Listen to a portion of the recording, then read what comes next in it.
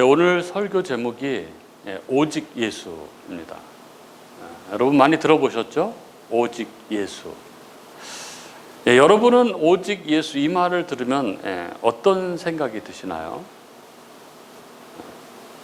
흔히 기독교를 비판하는 이들 중에서 그들의 대표적인 이야기가 기독교는 포용력이 없고 배타적이다, 이런 말들을 합니다. 많이 들어보셨죠? 그죠? 여러분은 이 비판에 대해서 또 어떻게 느끼십니까? 우리는 요즘 선택지가 많은 세상에 살고 있습니다. 커피 하나를 마셔도 종류가 많습니다. 아메리카노, 라떼, 콜드브루, 요즘엔 디카페인, 원두도 다양한 종류를 선택할 수 있습니다. 그리고 길을 가더라도 내비게이션은 또 다양한 코스를 제공을 하죠. 가장 빠른 길, 혹은 가장 덜 막히는 길, 혹은 통행료가 없는 길, 이렇게 다양하게 제시를 합니다. 그래서 하나뿐이다, 혹은 이 길밖에 없다, 이런 말이 요즘 사람들에게는 아주 불편하게 들립니다. 답답하게 들리고 또 배타적으로 들리는 것이죠. 그래서 이 기독교의 이 고백, 오늘의 이 문장은 늘 문제의 중심이 되곤 합니다. 다른 이로서는 구원을 받을 수 없나니 천하 사람 중에 구원을 받을 만한 다른 이름을 우리에게 주신 일이 없음이니라. 사람들은 말합니다. 왜 꼭 예수밖에 없다고 하느냐?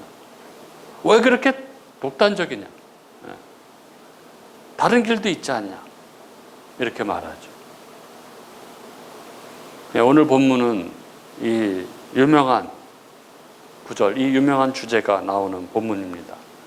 오늘 말씀 안에서 우리가 말씀을 들을 때 우리 각자를 향하신 하나님의 음성이 들려주는 그런 귀한 은혜의 시간이 될 수 있기를 바랍니다. 우리가 그동안 나눠왔던 것처럼 앞서 사도행전 3장에 놀라운 기적이 있었습니다. 나면서부터 걷지 못하던 한 사람이, 성전 미문 앞에서 구걸하던 그 사람이 일어나서 걷고 뛰는 놀라운 기적이 일어났습니다. 이 기적 앞에 백성들은 놀라움과 경이로움에 사로잡혀서 베드로 일행을 주목했습니다. 그러나 베드로는 이 일을 이렇게 해석했습니다. 이 일은 우리의 능력도 우리의 경건도 아니고 너희가 십자가에 못 박은 그 예수 그리스도의 이름으로 일어난 일이다, 이렇게 말하죠. 그리고 그는 더 나아가서 예수 안에 부활이 있고 그분이 구원의 길이라고 그렇게 선포를 했습니다. 그리고 바로 그 순간부터 긴장이 시작됩니다. 성전 한복판에서 성전이 아닌 다른 이름, 율법과 제도가 아닌 다른 방도가 선포되었기 때문입니다. 그리고 이어지는 것이 오늘 본문입니다. 오늘 본문 1절을 보면 이렇게 적고 있습니다. 사도들이 백성에게 말할 때에 제사장들과 성전 맡은 자와 사두개인들이 이르러, 이렇게 적고 있습니다. 여기 1절에 이르러 이렇게 돼 있는 이 말은 기습하다, 이런 뜻을 가지고 있습니다. 그래서 칼빈은 그들이 불을 끄고자 하는 자, 소방수들처럼 아주 급하게 몰려왔음이 분명하다, 이렇게 말했습니다. 이들이 누구입니까? 제사장들과 성전 맡은 자와 사두개인들이죠. 제사장들은 성전과 제사에 관한 책임자입니다. 그리고 성전 맡은 자는 성전 경찰의 수장이라고 할 수 있는 자로서 서열상 대제사장 다음 위치에 있는 자죠. 그리고 사두개인들은 예루살렘의 정치적 관료층을 구성하는 사내들인의 공회의 다수파였습니다. 그들이 사도들이 백성들에게 말하고 있을 때에 불을 끄는 소방수들처럼 급하게 몰려온 것입니다. 그들이 왜 이렇게 급하게 불을 끄는 소방수처럼 이렇게 몰려왔습니까? 2절에 그 이유가 적혀 있죠. 2절은 이렇게 적고 있습니다. 예수 안에 죽은 자의 부활이 있다고 백성을 가르치고 전함을 싫어하여. 그 이유는 사도들이 폭력을 쓴 것 때문도 아니고 질서를 어지럽힌 것 때문도 아니고 누군가를 모욕한 것 때문도 아닙니다. 단 하나, 그들이 이렇게 급하게 몰려왔던 이유는 사도들이 예수 안에서 부활을 선포했기 때문인 것이죠. 그럼 이것이 왜 그렇게 싫었던 것일까요? 먼저 사두개인들에게 부활은 신학적으로 용납할 수 없는 그런 말이었습니다. 사도행전 오늘 본문은 굳이 사두개인들이라고 이렇게 따로 언급하죠. 그리고 그 이유가 있습니다. 사두개인들은 부활을 믿지 않았고 천사와 영적 세계를 부정했습니다. 그리고 성경도 모세 오경만을 성경으로 인정했습니다. 이 뒤에 사도행전 23장 8절에 이런 말이 있습니다. 사두개인은 부활도 없고 천사도 없고 영도 없다 하고. 그런데 사도들이 부활이 있다고 말하고 있는 것이죠. 그것도 예수 안에 있는 부활입니다. 즉 추상적인 어떤 부활 이야기가 아니라 이미 실제로 일어난 사건으로서의 부활을 이야기하고 있는 것입니다. 이것은 사두개인들의 신학체계를 뿌리채 흔드는 것이었습니다. 그리고 또한 사도들이 말한 예수 안에라는 이 말은 그들의 권위를 다 무너뜨리는 것이었습니다. 그렇습니다. 문제는 부활 그 자체보다 부활이 누구에게서 어디에서 시작되었는가 하는 것입니다. 예수 안에 있는 부활, 이 말은 그들이 중심되어서 유지되어 온 이 성전 체계를 흔드는 것이었습니다. 그리고 무엇보다 예수의 부활은 그들의 최종 판단을 무효로 만드는 일이었습니다. 그들은 이미 예수에 대해서 최종 판단을 내렸습니다. 신성 모독자, 백성들을 미혹한 자, 그래서 십자가에 달려 마땅한 자. 그러나 부활은 이렇게 말하는 것이죠. 그 판단은 틀렸다 하는 것입니다. 이것은 그들의 권위, 그들의 분별력, 그들의 판단 능력, 이 모든 것을 부정하는 것이나 다름없었습니다. 이렇게 사도들의 예수 안의 부활 선포는 그들에 의해서 유지되어 온 성전, 그리고 그들 주도로 유지되어 온 유대의 질서를 다 흔드는 것이었습니다. 그래서 그들은 싫어했던 것이죠. 그래서 어떻게 합니까? 그들을 잡아 가둡니다. 4절은 이렇게 적고 있죠. 그들을 잡음에 날이 이미 저물었으므로 이튿날까지 가두었으나. 그리고 그들은 이튿날 공회를 열어서 이 사도들을 신문합니다. 5절부터 7절에 보면 이튿날 관리들과 장로들과 서기관들이 예루살렘에 모였는데 대제사장 안나스와 가야바와 요한과 알렉산더와 및 대제사장의 문중이 다 참여하여 사도들을 가운데 세우고 묻되, 이렇게 적고 있죠. 여기 보면 5절에 공회의 주체자들, 즉 베드로와 요한을 붙잡아서 신문하는 이들의 정체가 나옵니다. 이들은 관리들, 장로들, 서기관들입니다. 그리고 6절에서는 구체적으로 네 사람의 이름이 나오죠. 안나스, 가야바, 요한, 알렉산더입니다. 여기 이 관리들은 이 대제사장 문중의 대표 지도자들입니다. 이들은 대제사장, 그리고 그 전임자들, 그리고 그 제사장 특권 계급의 가장 중요한 사람들을 칭하는 것으로서 이 사람들의 힘을 합하면 사내들인 이 공회에서 가장 영향력 있는 무리였습니다. 그리고 장로들, 이들은 부족과 가문의 지도자들을 가리키는 것이죠. 부유한 자들, 소위 사회적 엘리트 집단입니다. 그리고 서기관들은 율법 전문가죠. 이게 판단의 근거를 제공하는 그 권위의 기초였습니다. 여기 5절에 나오는 이 세 부류의 사람들, 즉 공회를 구성하는 이 사람들을 요약해서 한마디로 말하면 유대의 지도자급 사람들로서 최고 권위의 권력자들, 이렇게 요약할 수 있습니다. 그리고 6절에 보면 5절에서 대제사장 가문을 언급했음에도 따로 그들의 이름을 언급하고 있는 것을 보게 됩니다. 있죠. 안나스, 가야바, 요한, 알렉산더. 이게 무슨 의미일까요? 왜 이렇게 또 추가적으로 그들의 이름을 적고 있을까요? 안나스는 주후 5년부터 15년까지 대제사장을 했던 사람이고, 가야바는 이 안나스의 사위로서 안나스에 이어서 16년부터 36년까지 대제사장직을 수행했고, 그리고 요한은 그 가야바 뒤에 이 가야바의 아들일 것으로 추정되는데 대제사장이었습니다. 그러니까 베드로와 요한이 공회에 끌려갔을 때 그들을 불러낸 이로써 성경이 특별히 그들의 이름 안나스, 가야바, 요한을 구체적으로 언급하고 있는 이유는 이들이 대대로 권력자들, 아주 흔들림 없는 유대 사회에 살아있는 권력이었다는 것을 보여주고 있는 것입니다. 지금 사도들을 공회로 불러낸 그들은 당대 최고의 권력자들입니다. 지금 성전을 중심으로 유대를 다스리고 있는 권력자들이죠. 그들이 사도들에게 신문하듯 이렇게 묻습니다. 7절에 너희가 무슨 권세와 누구의 이름으로 이 일을 행하였느냐. 마치 예수님께서 성전을 청결하게 하셨을 때 그들이 와서 예수님께 물었던 그 똑같은 이야기죠. 너희가 무슨 권세로 이 일을 행하였느냐.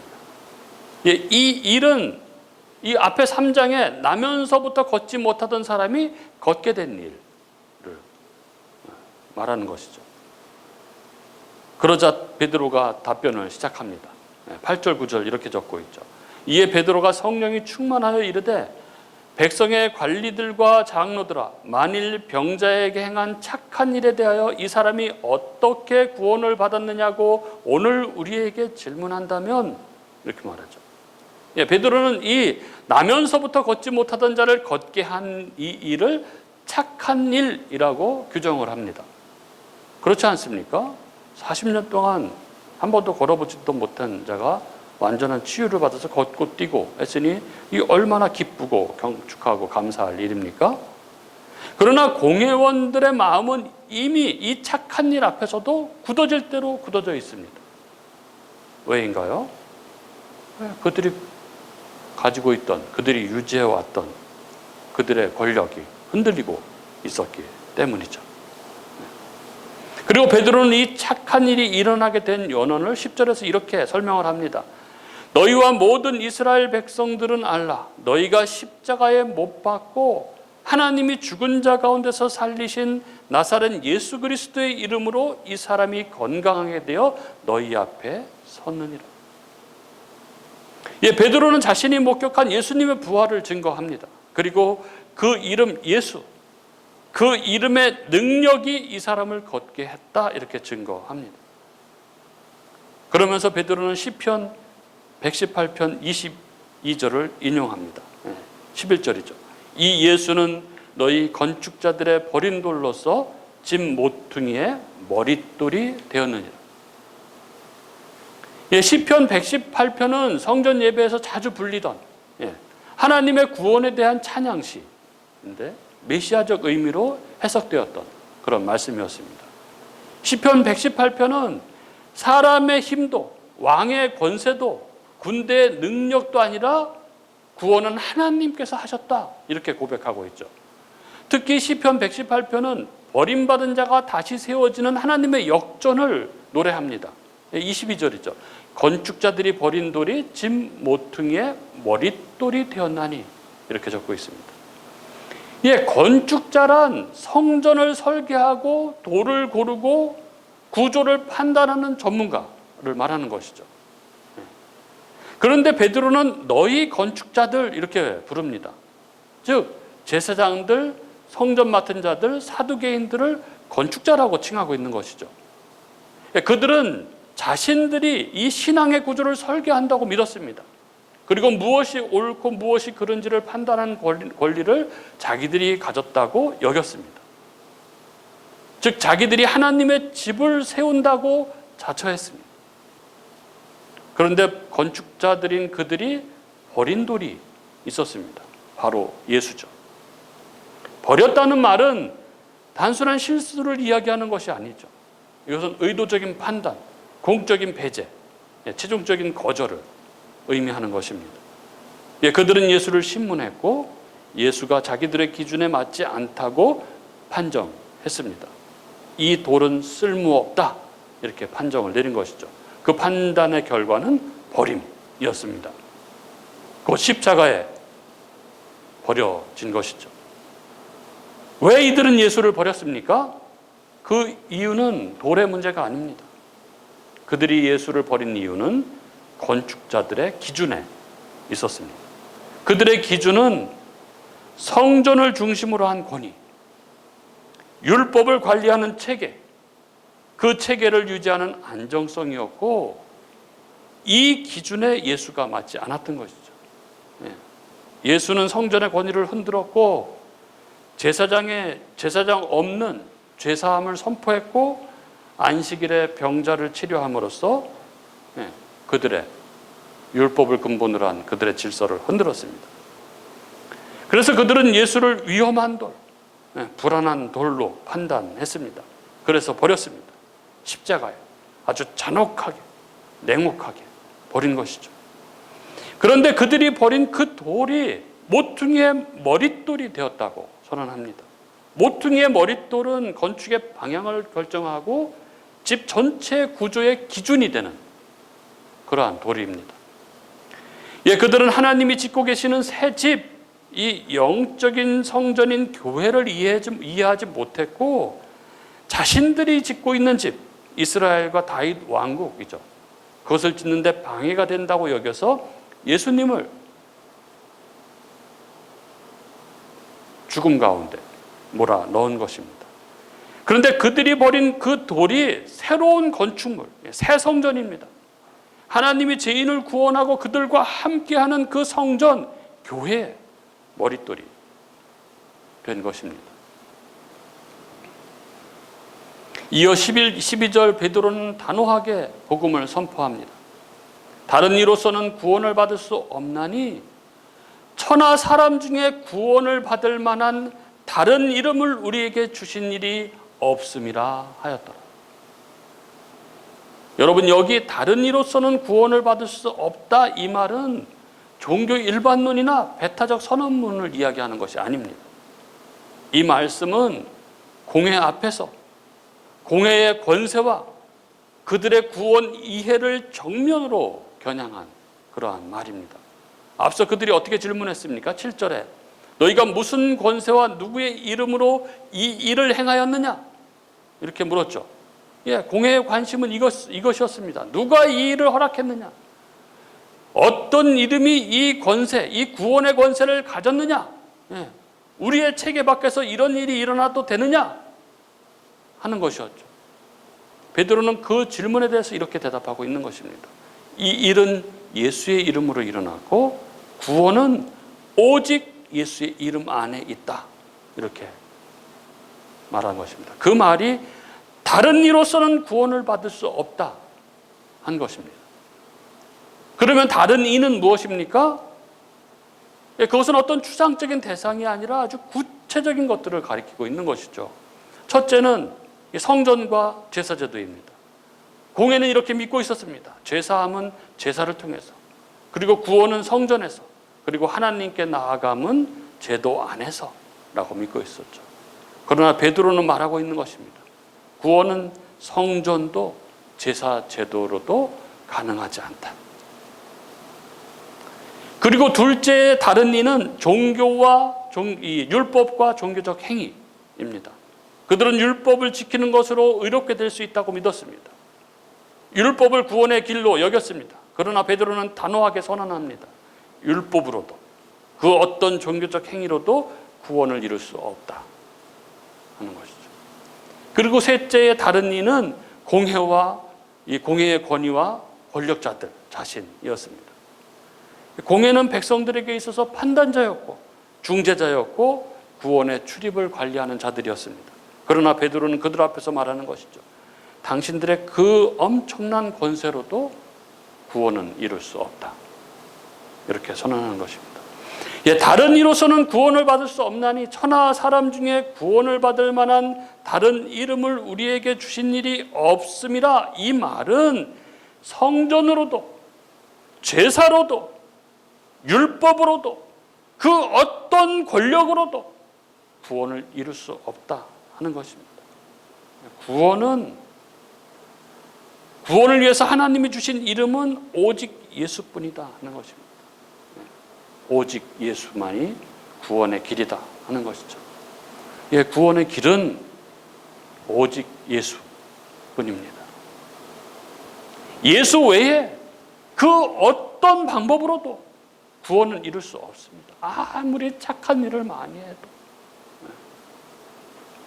아무리 열심히 봉사를 해도, 아무리 많은 돈을 가지고 있어도, 그 어떤 권력을 가지고 있어도 그것으로 구원은 얻을 수 없습니다. 다른 길은 없습니다. 오직 예수밖에 없습니다. 그리고 이 오직 예수라는 이 선언 앞에 사람들의 반응은 둘로 갈리는 것이죠.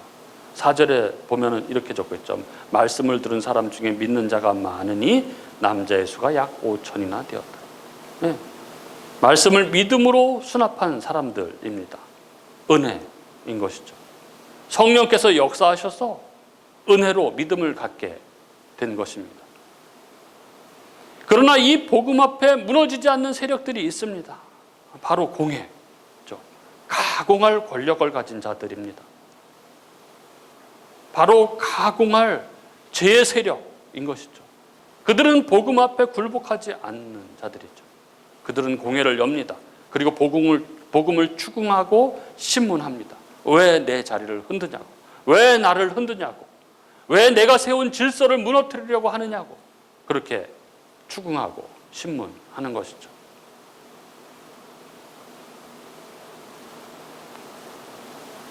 그 죄의 세력은 정말 가공할 힘을 가진 권력입니다. 그리고 오늘 이 말씀은 우리들에게 주어졌습니다. 무슨 의미이겠습니까?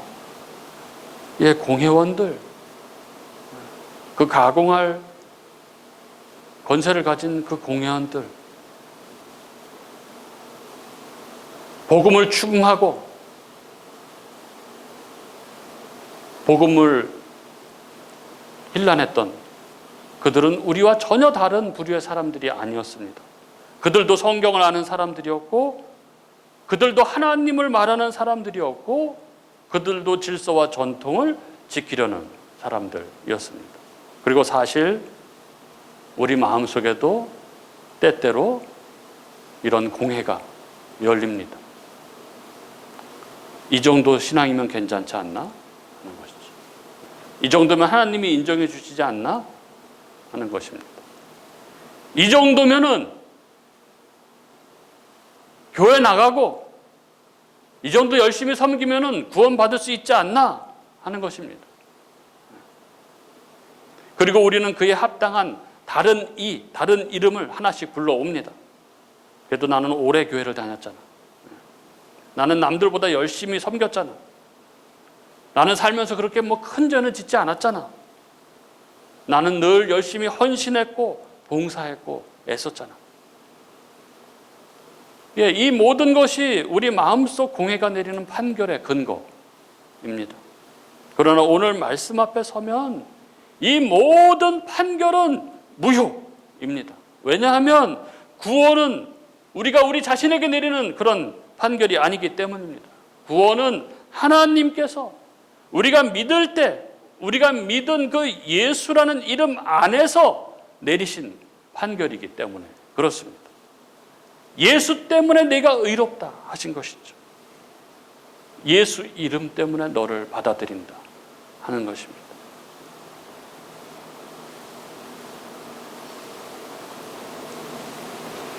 예, 하나님의 판결의 근거는 우리의 열심도 아니고 우리의 그 엄청난 경력도 아니고 그 무엇 때문도 아닙니다. 오직 예수 때문인 것이죠.